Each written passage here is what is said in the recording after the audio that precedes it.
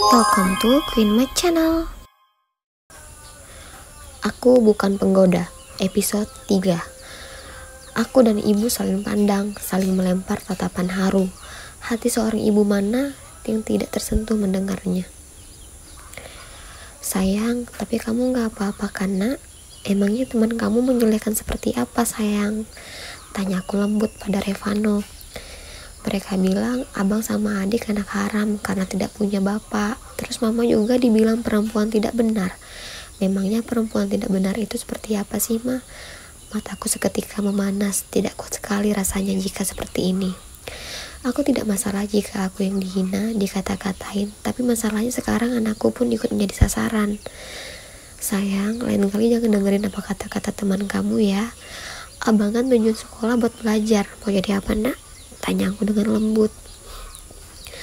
Mau jadi pilot ma, jawab Revano dengan antusias. Cita-citanya menjadi seorang pilot. Sungguh hebat bukan? Dan tentu untuk menggapai cita-citanya, aku harus bekerja keras agar dia bisa menggapai cita-citanya. Lain kali abang tinggalin aja ya. Kalau ada teman abang yang seperti itu, jangan didengerin. Iya ma. Aku tersenyum, tak terasa jam sudah menunjukkan pukul 6:30. Itu artinya aku harus segera berangkat bekerja lagi. Bu, Juli harus berangkat kerja. Juli titip anak-anak ya, ucapku pada ibu. Iya nak, kamu hati-hati ya. Aku mengangguk, lalu berpamitan pada kedua putraku. Mama harus kerja dulu sekarang. Abang sama adik baik-baik di rumah ya. Jangan bandel dan nurut apa kata nenek. Paham kan sayang? Paham ma, mama jangan khawatir, abang akan jagain adik, sahut Revano. Aku tersenyum, beruntung aku mempunyai anak-anak pintar seperti mereka. Anak pintar, ya udah mama pergi kerja dulu ya. Aku mengecup sayang bergantian puncak kepala kedua putraku. Seperti biasa, aku berangkat dengan make up dan pakaian seadanya. Aku membawa tas yang berisi pakaian. Sengaja aku membawa baju ganti dan tidak bersiap dari rumah, agar tidak semakin dijulit oleh warga kampung. Dari rumah, aku akan berjalan kaki hingga tiba di jalan besar, barulah aku naik angkot. Baru saja aku keluar dari rumah, tatapan tajam sudah menyambutku. Gini amat tinggal di kampung. Andai saja uangku sudah cukup, aku akan pindah ke kompleks saja. Tapi sayangnya uangku belum cukup. Ada sih, tapi tentu saja harus kugunakan untuk keperluan yang lain, seperti keperluan sekolah Revan dan kehidupan sehari-hari kami. Setibanya di klub tempatku bekerja, aku langsung masuk ke ruang ganti dan make up. Ribet amat sih Jul, kenapa nggak dari rumah aja? Tanya Henny, temanku yang juga bekerja di sana. Aku tersenyum kecil. Biasalah Hen, gak mungkin kan aku pergi dengan baju mini dari rumah. Kamu tahu sendiri gimana orang-orang di kampung aku. Jawabku, Henny termasuk teman dekatku di kerjaan. Iya sih Jul, ribet deh pokoknya emang kalau tinggal di kampung. Makanya mending pindah Jul.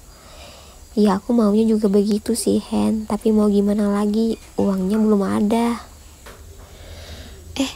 Tapi dengar-dengar kamu malam ini disuruh mami nemani tamu spesial. Itu uangnya gede. Apalagi kamu bisa menarik perhatian pelanggan kamu sampai tidur. Kamu bakal dikasih tips loh, ucap Henny menggebu-gebu. Aku tersenyum kecil. Kamu tahu kan Hen, aku hanya menemani mereka minum saja, tidak untuk lebih dari itu, sahutku. Aku memang bekerja di klub, tapi aku hanya sebatas menemani seperti menemani minum ataupun karaoke, tidak lebih dari itu. Dan karena itu, kerap pula aku mendapat amukan dari mami. Doain aja ya Hen, semoga pelanggannya baik hati ngasih tips gede, ucapku lagi. Aku pasti doain kamu, udah tenang aja. Malam ini kamu bakal dapat rezeki nomplok. Aku tersenyum, lalu masuk ke dalam kamar mandi untuk berganti pakaian. Malam ini aku memakai dress pendek berwarna coklat. Ketika aku keluar dari kamar mandi, rupanya mami sedang menungguku. Ya ampun Juli, ganti pakaian kamu. Kan mami sudah bilang pakai baju yang seksi dan menarik minat. Ini apaan? Cercanya. Menurutku dress yang kupakai sudah cukup seksi, tapi ternyata masih kurang di mata mami. Udahlah Mi, mending kasih ke aku aja. Nih lihat, aku udah siap banget. Dijamin tamunya pasti puas. Ya paling tidak aku tidak sok suci, ucap Sinta yang juga bekerja di sana. Kamu diam ya Sinta, mending kamu ke bawah sana, udah banyak yang datang, tegur Mami. Sinta mendelik tajam ke arahku sebelum pergi. Kalian percaya tidak? Dimanapun kalian berada, pasti ada saja orang-orang yang tidak suka. Kalau menurutku sih, itu sebuah hukum alam. Dan kamu Julia, ganti pakai baju ini. Mami memberiku baju ketat yang menerawang hingga dalamanku transparan. Udah cepat ganti, nanti keburu datang pelanggannya. Aku pun kembali masuk ke dalam kamar mandi. Usai berganti pakaian, aku memoles wajahku dengan make up. Cantik banget sih Jul, puji Henny yang baru masuk. Sepertinya dia habis dari bawah lantai dansa, terlihat dari keringat bercucuran dan tanda merah di lehernya. Ih, kamu bisa aja Hen. Belum datang ya tamu spesialnya. Aku menggelengkan kepalaku. Tiba-tiba pintu terbuka dan masuklah Mami. Untung ada kamu Henny, kamu siap-siap ya, kamu juga akan masuk bersama Julia. Tiba-tiba tamu spesial bertambah orang. Oh, sekalian panggil Sinta, dia akan juga bersama kalian, ucap Mami lalu berlalu pergi lagi. Aku dan Henny saling pandang. Akhirnya kita sama-sama, girangku dan Henny bersamaan. Apaan sih? Ribut tau gak? Kami terdiam saat Sinta masuk dan membentak kami berdua. Saat ini kami bertiga sudah berada di hadapan pintu ruangan VVIP yang telah disewa oleh para tamu spesial. Sinta dengan bangganya langsung masuk dan melenggok-lenggok bak model. Aku dan Henny pun menyusul. Ternyata tamu spesialnya ada 3 orang. Kulihat Sinta yang sudah berpangku pada salah satu pria dan Henny mendekati pria yang lain. Kini hanya aku yang tersisa.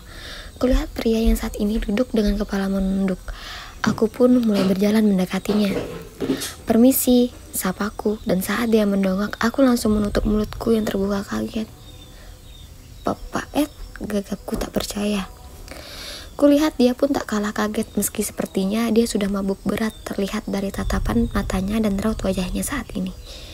Kamu, gumamnya.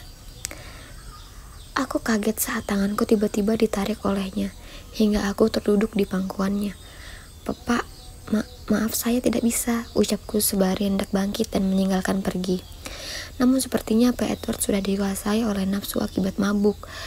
Dia bahkan menghukum tubuhku hingga aku tidak dapat pergi. Papa, shh, diamlah, bisiknya tepat di telingaku, membuat bulu kudukku seketika berdiri. Keadaan di ruang itu semakin panas. Suara desahan dari Henny dan Sinta serta 2 pria lainnya semakin menyeruput birahi Edward. Aku merasa panas. Kulihat ada minuman bekas Edward dan tanpa tunggu lama langsung saja aku seruput. Dan sialnya, aku baru sadar jika ternyata minuman Pak Edward sudah diberi obat perangsang. Sepertinya itu semua olah teman-temannya. Pantas saja Pak Edward seperti bukan Pak Edward yang ku kenal. Sial, tubuhku panas sekali. Sepertinya obat itu sudah bereaksi pada tubuhku. Aku tidak tahan seperti ini. Tanpa sadar, kini bibirku dan bibir Pak Edward sudah saling bertaut. Setelah itu, aku mulai tak sadar apa saja yang aku lakukan. Aku terbangun saat rungguku mendengar suara gemercik air. Dengan perlahan, aku membuka mataku. Pandangan pertama saat aku membuka mata adalah ruangan putih. Tidak, bukan rumah sakit. Tapi ini sepertinya hotel. Beberapa keping peristiwa tadi malam pun mulai bermunculan di kepalaku. Aku langsung bangkit dan saat itu juga jantungku berdetak cepat saat melihat aku tidak mengenakan selai pakaian. Astaga! Aku menoleh ke arah pintu kamar mandi. Sepertinya Pak Edward tengah mandi saat ini.